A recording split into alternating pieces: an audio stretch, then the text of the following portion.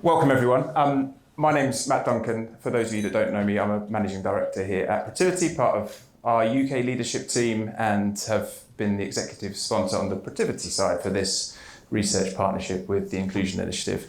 I'm joined here by my colleague Belton Flanoy, who is also part of our UK leadership team and sits on the board of the Inclusion Initiative as well. And it's thanks to Belton that we had the original link, and the research partnership is taking place, and we'll hear more from Belton in a second. As a quick reminder to those of you that haven't been here, but what is wonderful is there are so many faces in here that have been at each one of our events and each one of the Generations events, and so thank you for coming and spending your time with us and your evening with us. But what I just wanted to remind those of you that don't know is, so Protiviti, we're a global business consulting firm. We have 11,000 people across 25 countries. We specialise in risk and business transformation, as well as operational excellence. The Inclusion Initiative at the LSE was founded by Grace and team in 2020, applying behavioural science insights to the theme of inclusion and looking at the impact of inclusion on workplace productivity and inclusive behaviours in the workplace. And I think it's been something that a number of you have familiarised yourself with over the years. Now, the reason tonight is so exciting is what I think we've found is a topic that has resonated with many of you, the generations theme, that is overlaid with probably the most prevalent conversation in our workplaces today, and that's AI. And so looking at those together, even in what is half-term week this week for many people, we've still got a room full of you, so thank you again, and that's really, really exciting. Good evening, everybody. I have to say I have a moment of imposter syndrome when I look at you all waiting for me to reveal the research, but I am really, really happy to be here. A big thank you to Protiviti for hosting this, sponsoring it, supporting us, and also a big thank you to my colleague Daniel Jollis, who is also here this evening. How we're going to work this is really tricky. I'm an academic, so they've given me two things that are very unusual. One, I have 10 minutes to tell you everything about the research. And two, you don't get to ask me any questions, but you can ask Daniel. So please come up with really difficult questions. So I'm just going to start by reading a quote that I quite like. Generational gaps in AI aren't destiny. They're design flaws we have the power to fix. And I think this really sums up the research quite nicely. And I lent on a genius friend of mine, who is, of course, ChatGPT, to come up with this quote. But seriously, the punchline of this research is really intrigued me. And as an academic, I try not to stay stuck in my beliefs. When we started this project, we really believed, or I believed, I won't speak for Daniel, that different things might motivate the generations to take on AI. So we looked at nudges, behavioural science nudges in the classic sense. We looked at tactics that organisations can do to get people more encouraged by AI. We also looked at attachment to yourself, so belonging as an individual, how you feel when you're with your manager, how you feel when you're with your organisation. And I have to say, it surprised me that none of these mattered really for the uptake of AI across the generations. And the one thing that did matter, which mattered consistently across all the generations, so if you were to take away a punchline for tonight, is training, and training that actually lets the person do the tasks they have to do on the job better. So a really easy solution for organizations, it might seem. And what I'm going to show you is some numbers, but kind of a second and a third punchline is, one, older generations aren't getting this training as equally as younger generations, and two, when they do, they benefit in exactly the same way.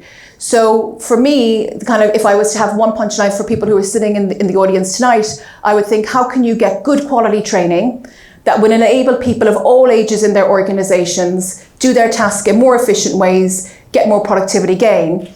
And even more interestingly, this does give a higher attachment to the organization. So really good benefits from the training directly through productivity, but also through organizational attachment, which I think is really important because after COVID, the evidence suggests that people became less attached to their organization, and there are generational differences here. So again, having one punchline wasn't what I expected, but that's what the research shows. What motivates me here really is looking at the labour market. So my foundation is in economics. And if you look at the labour market, what companies will say out loud is that what they're trying to do is to get their people to work hand in hand with artificial intelligence. And I think we see this now even coming into companies' annual reports. What they say quietly and what the data shows, or what they'll say in anonymous surveys, is actually they are considering using AI in a way that could actually cut jobs inside an organizations. One of the biggest losers of this so far are the youngest generation who are coming out of university, with organizations all over the world, so far as we can see, cutting the number of entry-level positions. In the second case, what we really want to think about is how we can get AI working hand in hand with employees. And again, if I think about training here, we are asking people to invest in training, but I would be willing to bet that there is a large return on investment for this training. So the context for this really is this labour market where we're set to have winners and losers. Some people will lose employment prospects. We're betting on new jobs coming into the economy. And with that, people will still have to work hand in hand with AI. So really what we kind of set out to do is to think about, one, how can we get people to adopt AI in a way that makes them more productive in organizations? You can see that this is a collaboration between an economist and a psychologist, because I insist on the productivity thread all the way through, and Daniel cares a lot about workers being happy. So together I think we are the dream team. But we really wanted to kind of understand what were the different experiences, attitudes across generations, and give something back to the organizations and the people who had participated in this work. We started with 30 countries. Now the responses are dominantly from the UK, the US and Italy. So if you are interested in any of those countries' results separately, please do send us an email so we'll be able to give those to you. 70% of people are using AI in their jobs, and of course there's lots of variation in how people are actually using AI. People who are actually developing, working on AI initiatives is 38%. And the survey has a pretty good split of the generations, so we're quite confident that we can talk about these differences between Gen Z, the millennials, Gen X and baby boomers. And there's also about 67% managers in this study. So I think the first headline is generational gaps in AI adoption, but not productivity. So if you read the media headlines that say younger people are adopting AI at a faster speed, this comes true in the study. So essentially we do see Gen Z utilising at 82%, whereas the baby boomers are 52%. An open question for me is whether or not this is driven by time. So tonight we will say it's driven by training, but also time to do the training is something that needs to be given to older people inside organizations. I think the second thing is when people are encouraged to use AI through good quality training, the productivity benefits are pretty much the same. So we've converted this into dollars saved, so it's roughly around 20K across all of the generations, and that's based on their average hourly wages. The next thing is younger employees are more likely to have received AI skills training in the past 12 months. So we can see these gaps from 70% for Generation Z, 63% for the millennial, Gen X 47% and 40% for baby boomers. So really this kind of maps to the utilization. So straight away the correlations are there. The utilization and training seem to be highly correlated in this data. And again, if we add the training, younger employees are more likely to have received AI skills training in the past 12 months. Employees who receive AI training are likely to adopt AI in their job training regardless of generation. And this is represented by the light blue line that shows you that once you have the training, we see 96% for Gen Z, 94% for millennials, 90% for Gen X, and 87% for baby boomers. So roughly the same. So once you get the training, you're definitely going to use it in your job. Those that have received AI training within the last 12 months have achieved twice the productivity benefits. So again, if you're sitting there thinking that you're doing this out of the good of your heart as an organization, that's not true. We see it converting in dollars per hour, and we also see it converting in productivity benefits directly. One of the things that we were also interested in is thinking about the people who were developing, who were involved in AI initiatives in their workplace. And I've already shown you the variation of the variation across generation in this. Overall, 38% of employees are working on AI initiatives. But I think the involvement of working in AI initiatives gives benefits to organizations that you might expect. So once people are working with AI initiatives, these workers are more committed to their organization. So again, if I think about organizations who are rolling out artificial intelligence, who have a strategy that's really inclusive, where they're trying to equalize voice, and if they're not hearing from voices for particular generations, they're searching out those voices, you would expect them to gain, both in terms of ideas, but also in terms of commitment to those people. And there's about hundreds and thousands of management papers that are written that talk about how do we get people more committed to their organization. This seems like a really simple lever to pull. Just include people's voices when rolling out AI initiatives. My concluding remark is equipping employees of all generations to use AI effectively and creating diverse AI teams removes age-based divides between employees, fosters collaboration and drives stronger team outcomes. I'm really picking something that I'm saying to you I think is a win-win for employees and organizations, but more than that, we've ruled out a lot of the things that we think might have worked to get people to adopt AI, which I think is really important to remember. We've ruled out classic behavioral science nudges, we've ruled out improving belonging, all of these soft things that we know matter in organizations for other reasons don't seem to be getting people closer to AI adoption. And to give you the answer to why and some other things, I will now welcome Matt Duncan to chair the panel and also the rest of his panel members. Thank you. Thank you, Grace. Thank you. So we've got a fantastic, Grace, first of all, thank you, and well done for summarising all of that research into 10 minutes. So that was impressive in itself. So I'd like to welcome up our panellists now, and it is a fantastic panel that we've got. So first of all, Angie. Angie, if you'd like to come and take the seat at the end, please. Angie Henry is Chief Strategy and Transformation Officer, Enterprise Technology at WPP.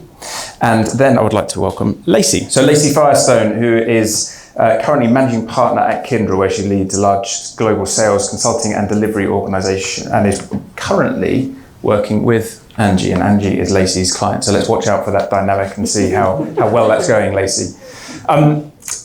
Next is Hamza. So Hamza Quarryman is an entrepreneur. He's currently pursuing a master's in entrepreneurship at the University of Cambridge, but has also developed and is developing his own AI-powered e-commerce app that redefines online shopping, I believe. So super. And Dr. Daniel Jones, who has done all of the hard work that Grace was just standing up and talking about. I say that very flippantly, but Daniel, I think many of you now know Daniel, and has really, really passionately led this project for the last couple of years. And Daniel, it's great to have you with us.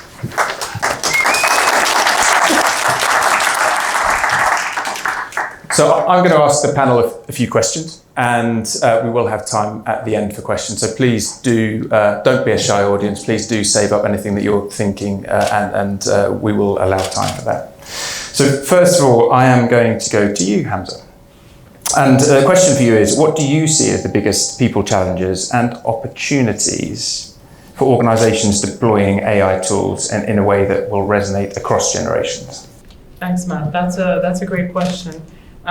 So in today's evolving workspace, customer centricity, of course, is still an important element, but people centricity is really what I believe determines the success of AI and its adoption in the workplace. So if we want AI to deliver outcomes, then we need to first ensure that it works for people across all generations, across the workplace and organizations. So one of the main challenges I find is skills and training. So according to the report, going back to it, 82% of Gen Zs are using AI tools, compared to just 52% of baby boomers. So that's a problem, as you can tell. This isn't about willingness, it's more about support. So organizations are lacking in that department, basically. The same report shows that with proper training, AI adoption jumps to 93%. So trained users then will be able to save nearly twice as much time completing tasks. So the takeaway here is that with right training, everyone to some degree can become confident users in AI. Trust is another issue, and we're probably all familiar with the word trust with AI. Even among users, fewer than half of them fully trust AI-generated outputs.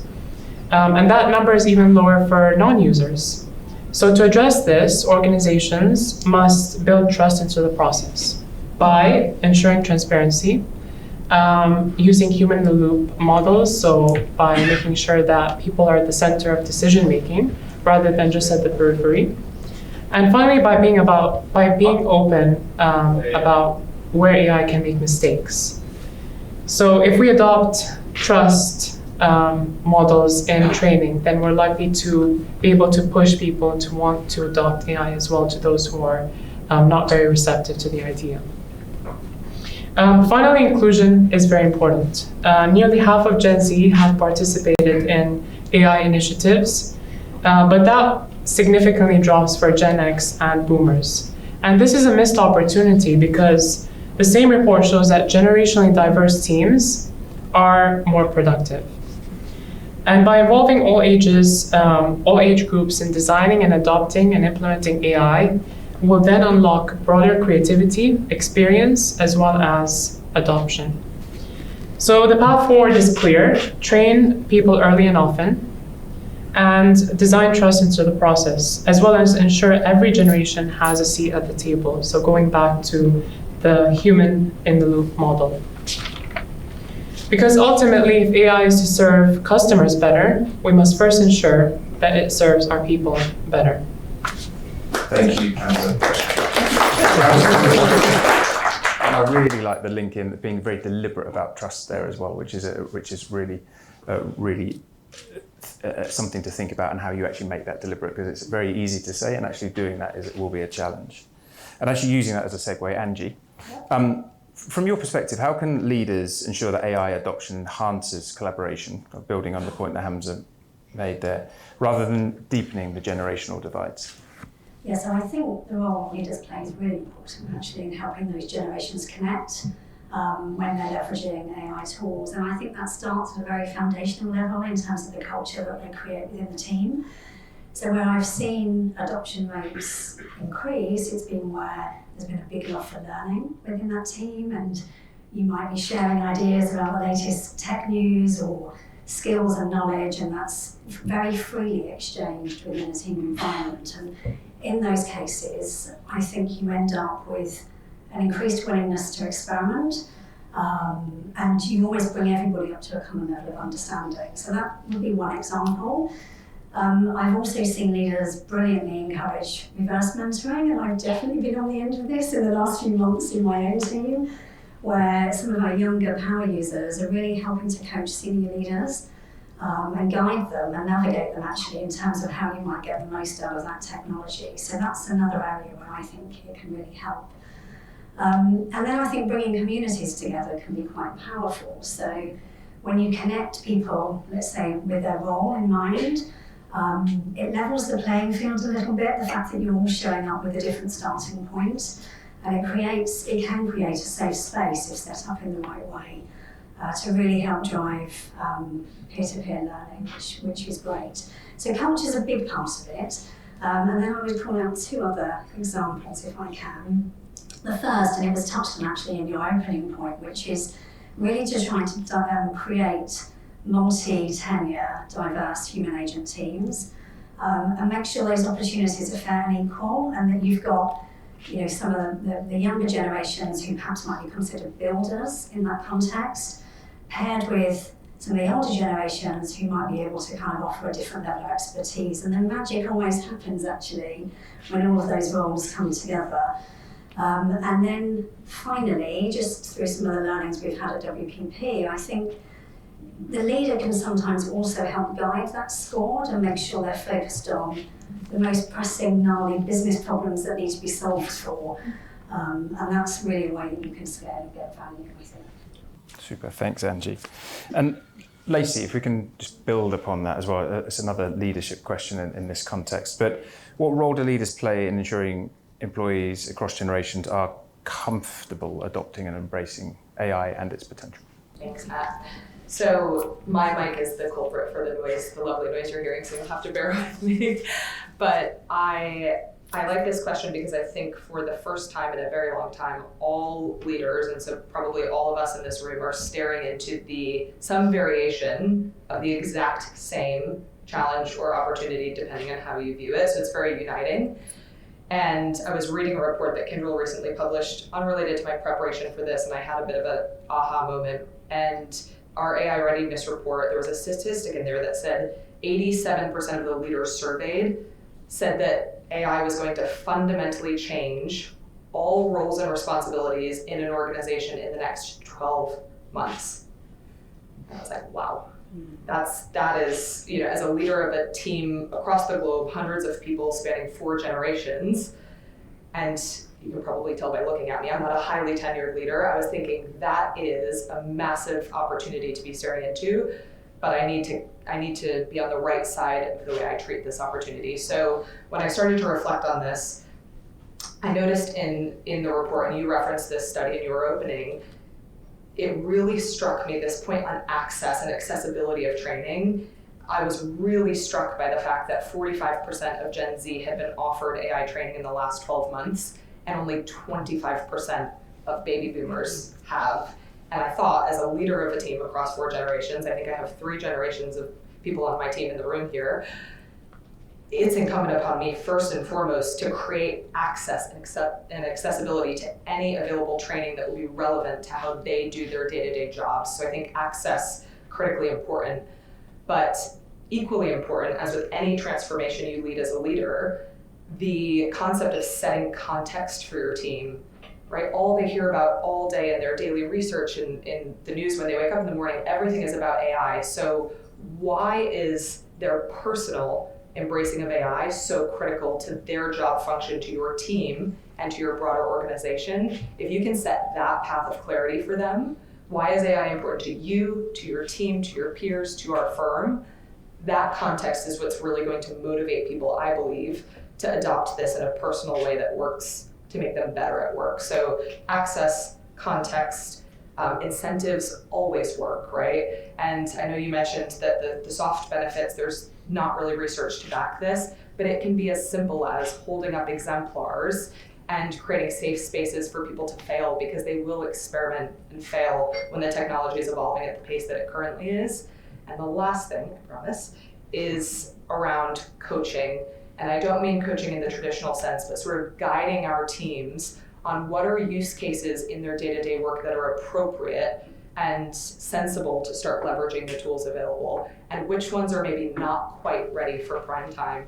So Angie is my client, as Matt referenced, and we are a technology services company at Kyndryl. Our currency is technology expertise and skills. And so if I'm creating a report and a deliverable for Angie, I'm not going to use AI to create it, right? She would not appreciate that. But I could use AI to synthesize research to prepare. I could use AI to edit it and perfect it at the end. So it's about guiding and coaching our teams as to when it's appropriate to use it, when it's maybe not ready and it's just ready for experimentation. So those are the 4 things I would highlight as the role of a leader.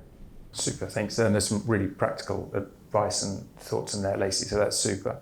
And you actually touched on the bit of the research that I found personally most surprising, which was the access to training variation across generations. To Daniel, I'm hoping you might have a different answer, because the question for you is, what was the most surprising insight for you from the research that you've led? Yeah, so I'm an age and generations researcher, so I'm actually always really nervous when I have to do anything about technology and generations. And for a lot of the stereotypes and tropes that will be familiar to everyone in the room, talking of tech natives and young people being adept with technology, and the older generations are out of touch or change resistant, and I'm always on the edge of my seat when I'm looking at the data, because I'm keen that we're creating inclusion, not perpetuating tropes. And unfortunately, I think a lot of the conversation around AI, as Grace mentioned, has been around younger people adopting at higher rates, and certainly we saw it in the research. But I think the thing that I found both surprising and encouraging was that across the board, once people were adopting and using AI in their work, we didn't see productivity differences based on generations. So to me, that's really important. And I think all of us here have been surprised by training coming out as being so important. And I'd maybe like to offer a little bit of a reason that I think that is. When we use technologies, particularly at home, when we think about the phone, the internet, when we type something into Google, now when we type something into ChatGPT, the technology is easy to use, it's intuitive, good technology doesn't need training, and I think this has been the message of the last 15 years. But I think when we move into a workplace context, actually there's a lot of different things going on at work.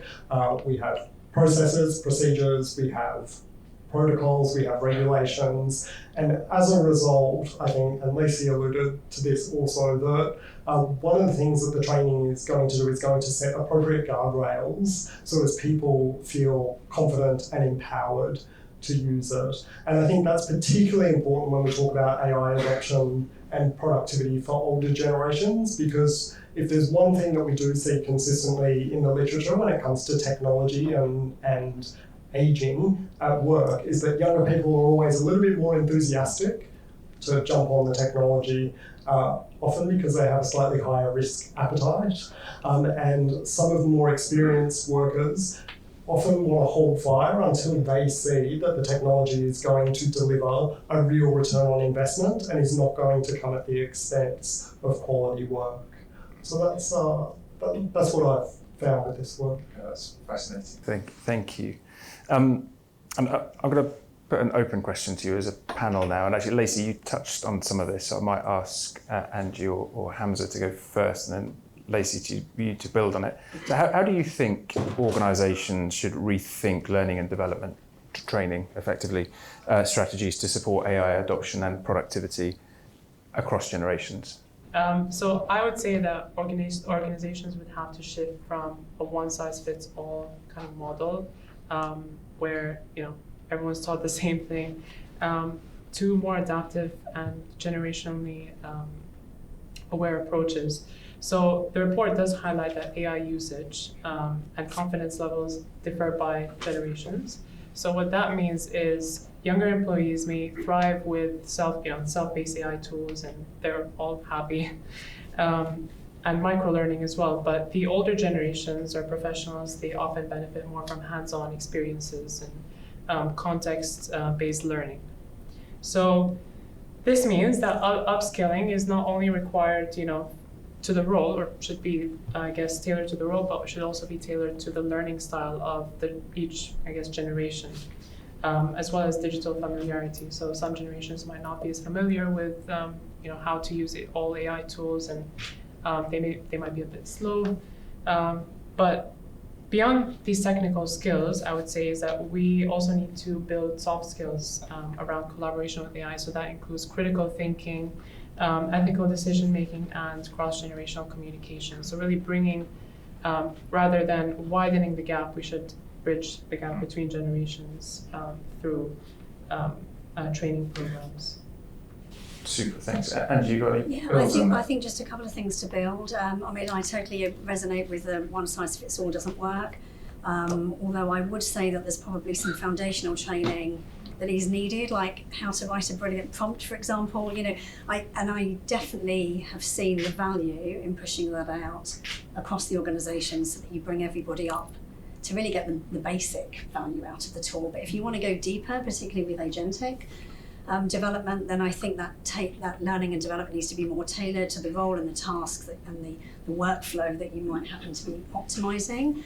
And so that needs to be complementary. But yeah, you can't be on-the-job training. So I think if you can couple the practical, self-teaching learning coupled with experiential through the opportunities that we're giving to different generations, then you're more likely to see the value back. Yeah, Lacey, you got any builds on that? Or? Just one. The traditional sense of education and learning today, with the speed of evolution in agentic, if you look a year ago, we would have been mostly talking in this room, when you talk about types of AI, we would have been mostly referring to generative AI. Today, we would mostly be talking about agentic AI. It's moving at light speed, and agentic AI will not be the flavor of the month in 12 months' time. So it's about what's the power of the actual underlying technology and what you can harness it for. In that space, I don't believe companies should be creating net new trainings for people, right? There's so much out there that's available from companies who do this for a living, day in, day out, that curating them, again, the role of a leader, you curate those for your people in a meaningful way, and that's how people learn best. And then you have on-the-job training, if you will. But the way I would think about that, the former, at Kyndryl, they do a beautiful practice now. Every week we get an email that says if you have 30 minutes, here's a bite-sized learning you can do. If you have 3 hours, here's a learning you can do. Conversely, some of the best learning I've had in this space is sitting with our agentic AI team who's based in Liverpool, watching them build out use cases for WPP or others, and only by watching and participating can you really, really learn deeply about these technologies. But I think it's that learning in the traditional sense, curate it for your teams, learning in the immersive sense, just start participating in it wherever you can find pockets of it in your firm. That's super, thank you. Daniel, I'm going to come back to you with one. So based on the data, what leadership behaviours correlate most strongly with successful AI integration across generations? Yeah, so certainly, as Grace mentioned, we looked at a number of different variables, and we were really surprised to find the importance of training when it came out. And I think one of the findings that we haven't spoken about a lot tonight that was really valuable to me, I've been here a number of years speaking about the benefits of generationally diverse teams to productivity, and it was no surprise to me to see it again with AI project teams. So when we asked about how productive people who were working on AI initiatives saw that initiative to be generally, they reported it as being more productive when the initiative had diverse generational representation. So that's really important for leaders to keep in mind. And I think I'd like to echo 2 points that I think the panel is really making very clearly. The first one is really, as Lacey said, some of the excitement around AI. I think for leaders, the excitement has been so much around the technology. And as Hamza said, this AI is actually about people. I was speaking earlier, I said the technology is the macaroni, the people are the cheese. The goodness of it comes together when we have mac and cheese. And too much we've been talking about, the technology is going to do this, and we're seeing it as a tool to displace people. And often that's what I call cost-saving mode. Okay, where can we cut? We're not talking enough about when we get people working together with AI, what the benefits are going to be. And so that's what I'm excited about, and I think that's what leaders should be excited about based on the data we've found. The second thing that I'd just like to echo is really around this finding around training. It's so dull, it's so boring when we say training, but I think Lacey's done a wonderful job of talking about specific actions that can be taken that are not dull, that are actually going to generate enthusiasm and build real skill in our teams. And I think Angie has really highlighted the need also for there to be some generalist training that provides guardrails or provides prompts or some of the more generic skills, if you like, that we could all benefit in our AI use. So if I were a leader and I was looking at the data and looking at the report, I would be asking myself, how do I find the balance between generalist training in AI and around what it's doing with the very specific actions that are going to allow my teams to prosper in their roles and to go to the next level, I think. I'd be talking to Lacey for inspiration around that. And I'll remember mac and cheese as well. So just want to take us to a slightly different place then, because a topic that comes up a lot when we're talking about AI in the workplace, ethical concerns. So are there any, or what are the ethical concerns that exist amongst employees when adopting and applying AI in the workplace? So again, working in a technology services firm, we have to be very cognizant of what the potential concerns are around trust and ethics in AI, and we take this quite seriously. So every model we build, every element of our agentic AI framework we've been working on has been tested against these trust-based principles. So I think if you start out at the very beginning, being very clear about what ethics means to your firm and how you build that into everything you do around AI, you will always have something to test yourself against, testing the inputs, testing the outputs. And so that's critically important. Just what do you put into AI and what do you expect to get out? The other side of that is there's a much more macro level conversation happening about people's fears around AI. Again, people fear what they don't fully understand. Nobody fully understands this technology despite what they may tell you. And so there will be fear. I think the fear of job displacement has been mentioned several times tonight. That's an obvious fear. But again, if leaders each take it upon themselves to question what is the potential positive outcome of going after this at scale, and you really work towards that positive outcome, think you can sort of disband some of the misconceptions around trust or ethical concerns. And if there ever is one you really just have to stare into, it's like any other problem, staring into it head on and picking it apart. And if AI ends up not being the right thing to apply in that situation, you have to be confident enough to walk away from it and not think it's the answer to everything. Yeah, I mean, I think just to add those concerns, and LSE gave some examples there, whether it's bias or job displacement or information being misused. I think those concerns are common. Actually, I don't think they're unique to a particular generation. I definitely see that in our own workplace. They are, the anxiety might vary. I think depending upon the stage of your career. And if I think about my son who's at university in his second year, they're already worrying about job displacement and what's going to happen when they come out and where are the jobs going to go and which ones might be most impacted by AI. And they're using that to influence their career decisions and planning. So I think it is very real. And I'm not sure we've all got the answer. Like LSE, we put a huge amount of focus at work on the ethical frameworks and building humans in the loop, as Hamza mentioned, so that you can make sure that at those critical points of the journey, you've got a human kind of effectively assuring that decision. Now, I'd like to see if there are any questions from the audience. We've got a hand up straight away. So, and there's a mic coming around, but if we're going to be asking the rest of the room as well in a sec, so please fire away. My question is on decolonial AI. We know that frontier AI models have bias towards Western frameworks. Even issues around ethics are normally grounded in Western philosophies like consequentialism, deontology, and virtue ethics.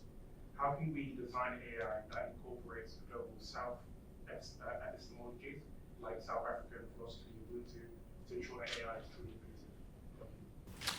That's a wonderful question. Grace, do you want to have a go? It is a wonderful question. I mean, this might be a simplistic answer, so I'd love to hear your views because you've obviously thought about it much more than I have. But for me, this is a job that should be taken on by the World Economic Forum or some other organisation that can bring together voices across all countries so that we have representation when it's being designed. So what we showed this evening was that really matters at the organisational level. And I think that this could actually be moved to the global level. But I do stress, given this is your area of expertise, I would love to hear if you think that that's a good idea or if it should be something different. Well, I think there's a lot that needs to be done in terms of including epistemic communities that normally face epistemic injustice. And by that I mean their views and their knowledge systems are seen as inferior or disregarded. So I think this plays out especially when we think about issues around fairness and transparency. And I think you're absolutely right, having a global approach to it means that you're including voices that normally wouldn't be included. But I think each local context needs to be taken into account because the way infrastructure, the infrastructures of care that exist in the UK, for example, don't exist in parts of Africa, where these technologies play out differently. So I think being sensitive to those contexts is really important. I agree. Can I ask you one? I realize you're not on the panel, and I wish you were at this moment. I have one question. What do you think is the ideal vehicle for that? So I mentioned World Economic Forum. So if you were to think of an organisation or a body, who do you think is the ideal vehicle for what you just described? So I recently joined AI for Good. Very good.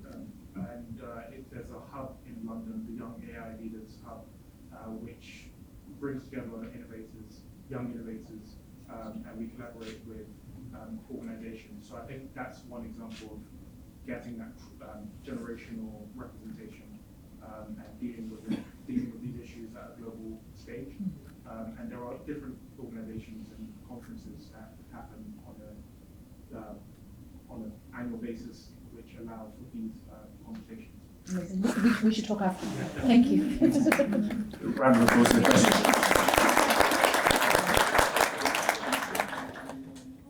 Does anyone else have a question? Hopefully you don't feel too intimidated by that question, but yes, we've got one over there. We'll just pass along the mic, please. So, as a developer yourself, I know we've spoken a bit about trust and having trust the customer in AI. I'm just quite intrigued as a developer, how have you built trust in what you're developing and what you're producing, having accuracy, reliability, and ultimately when things are still moved so fast, how do you have that, and how do you have a certain level to give out to the customer? Yeah, I think as a leader myself, building my own e-commerce app, I think one of the hardest things to actually, I guess, as a skill to develop is trust. I mean, seeing AI change by the day basically now, we kind of start to lose a bit of trust in ourselves and in the work we do as well, because we get to the point where we kind of also think that AI may replace us as leaders, but it's just, I think now how did I teach myself is most likely from experience and just through trial and error. So I do make mistakes often when I'm building the app, and I'm not necessarily a developer, but I do work with a group of friends who we kind of complement each other, and we talk about AI and how to develop an app, and we hold ourselves accountable. So I think that, again, going back to the people element, even if you're not an organization and you have an established workplace, I think having that element of people in any sort of decision making really helps you build that trust. And rather than just being by yourself, thinking into your own box about AI going faster than you, it's really about trying to bring back that people element in anything you do, basically. So that's a tip for everyone. If you're planning to start a business with AI and using AI as well, I would highly recommend speaking to friends, speaking to people, making sure that we hold ourselves accountable and learn from each other. Yeah, that's it. Q, are there any other questions? There must be some. Right, here we go. Yeah. Could we just pass down the mic, please? Hi, I have to stand up. Hi. I'm MK. I just graduated from LSE, so I'm lovely to see the Inclusion Initiative here. I was wondering if, I think Hamza, you also mentioned that there's a drop-off in AI use as generations get older. But I'm wondering, especially for Gen X and Boomers, if they're also at an age where their roles have more critical thinking to them, and maybe some of the AI use is more beneficial to somebody who's in an entry-level role or earlier in their career. So does career level also affect the use of AI? Yeah, I guess this would kind of be more of all of our contributions. Yeah. I would say, what was the last part of the question that you were asking? Just so I can answer that part. Sure. I mean, it's for everybody, but it's essentially whether career level affects use of AI in addition to generation. Like, what's the intersection between, as you age, the kind of work that you do also differs. So I think maybe for entry-level roles, maybe you're using more AI than as you get older. Yeah, that's definitely true. And I've spoken to lots of friends, who are now kind of going into graduate roles and those type of things. And it seems that they are, I guess, more inclined to use AI in applying for work. Sorry. Could I just add to that? Yeah. So I wanted to raise that point as well. And I think basically, and I'm interested in the research on this, but essentially I think what the premise of that question was is that if you are older, you're in more senior positions. If you're more senior, the critical thinking, strategy, policy comes into place. So in fact, you're not offered AI because it's being sort of focused on more junior roles, which are more process driven. So the more senior roles. So it's almost like a chicken and egg situation. Because you're in a more senior role, that belies you're not going to be off at AI because you're more policy and strategy. So I'll be interested in the research on that. But is it such a surprise that the baby boomers are not offered AI or don't take up AI because they're not offered it in the first place because they're on strategy and policy, they're directors, they're VPs, they're SVPs. So they're talking about policy and strategy for the company and direction of the company, whereas AI at this moment in time is a bit more algorithmic driven. It's more basic, if for want of another word. So I think I echo that question. And I imagine the training would also have to differ based on that. Yeah. What's your view on that? Yeah, so I'm gonna geek out a little bit. So whenever we talk about generations or age at work, there's an association between age and seniority. Yeah. But this is not a perfect correlation. So there are people from older generations who are in more junior positions, and there are people from younger generations who are in much more senior positions also.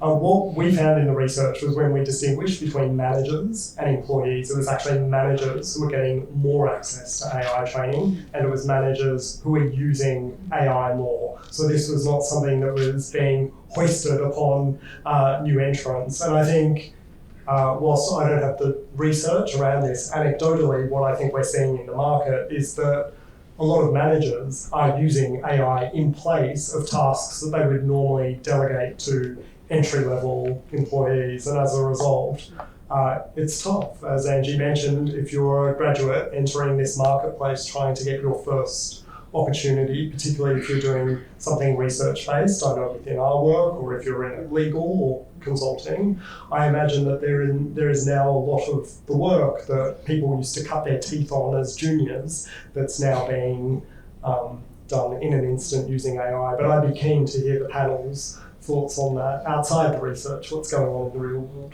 Yeah, it's really interesting. I do resonate with some of what you're saying. If I think even about the way I work with the tools and what I'm using them for, and I definitely think they are helping me become more productive. I can operate faster, I can churn work out much quicker. And am I using them necessarily to drive some of the strategic thinking? No, but I am using it to challenge some of the work that I'm doing. So I will often pump in some prompts to get me to think about whether I've thought about everything from every angle, or what might some of the recipients of the strategy documents, let's say, that I'm delivering might think about, the deliverables. So, somebody at work the other day said it's almost like having a PhD in your back pocket. I'm not sure I've quite reached that stage yet, but I do think the more advanced my skills would become, and I think particularly if you are moving into the more complex set of agents, then I think you're able to exploit more value. But I think that's a journey as an organisation that we have to go on. And that needs training, as we've all said. I do have a lot of thoughts on this. Daniel, I think you're alluding to me that we have some people on the panel who are younger generation, but in senior roles. I still use it for my work, right? And for fairly significant endeavors, to your point about strategy and direction of the firm, I have looked at things like, should we build an AI innovation lab in a certain location? What does ChatGPT think about that? Even like thinking conceptually about acquisition targets. I mean, you can use this tooling, the right enterprise versions, the right forms of AI for very serious sort of enterprise grade thinking. I will also say that I had a discussion today with Richie from my team who's in the room. I won't say what generation he's from, but he's not from Gen Z or millennial. And Richie and Coco and I were having a dialogue. And Richie said something fascinating to me, which was his initial hesitance around using AI, publicly available AI, things like ChatGPT. He's actually nervous about intellectual property being captured, his personal intellectual property being captured by the tool. So yes, it does vary across generations. Yes, there probably is some level of correlation between the role you're in, the generation you belong to, but as with all of these things, it's far more complex and nuanced than that. I think the themes might be there, but there are complexities, nuances to everything, and I have used it for fairly strategic purposes. It doesn't mean anyone else in my generation or other generations would be comfortable in doing so. So I encourage you to find Richie and have a chat with him about it, because he is now fully embracing for all intents and purposes. And so something has flipped his level of the trust paradigm at some point. Thank you. Final question, Giles. So everything this evening has been about using AI as a tool. I'm sure we've all read different articles about people who form relationships with AI, whether it's kids, whether it's older people, that sort of thing. What's been your experience of having AI in a relation with you? Well, that's a cracker to finish on. Who wants to?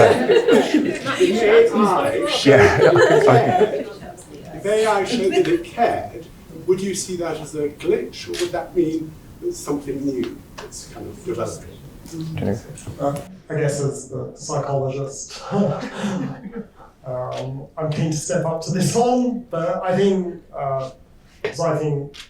what we need as people is we need validation from other people.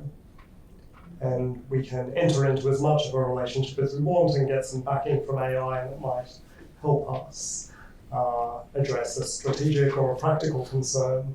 But we're emotional creatures and we have emotional needs. And no matter how validating, encouraging, or otherwise an AI is, that's never going to mean as much as looking into the eyes of another human being, especially one that you care about. So in any relationship with AI, in my view, is going to be far inferior to what we can get from a stranger, let alone someone we care about. I just want to add to that. I kind of find it annoying that AI always agrees with me. Sometimes I feel like You can tell it. sometimes I feel like AI should disagree with me and we should be fighting. But I guess that's just the human nature again. We always. It feels like it's out of the norm. I mean, it always tells you that you're right, yes, but then there's this. Wonderful. Yeah, exactly. So it tries not to fight with you, basically. And that's what I find a bit weird, but I guess that the world is changing, and I remember walking through the streets of Cambridge, and I would see an older person kind of talking to ChatGPT rather than his wife next to him. So they're really next to each other, but I think it's just the world is changing. I mean, with AI being at the cornerstone of everything, we're kind of changing as well as people, but I still do find it quite annoying. So, yeah. Any other final thoughts now? Not touching that one. Thank you, everybody, for your questions. Thank you. Can I just have a round of applause for the panel as well, please?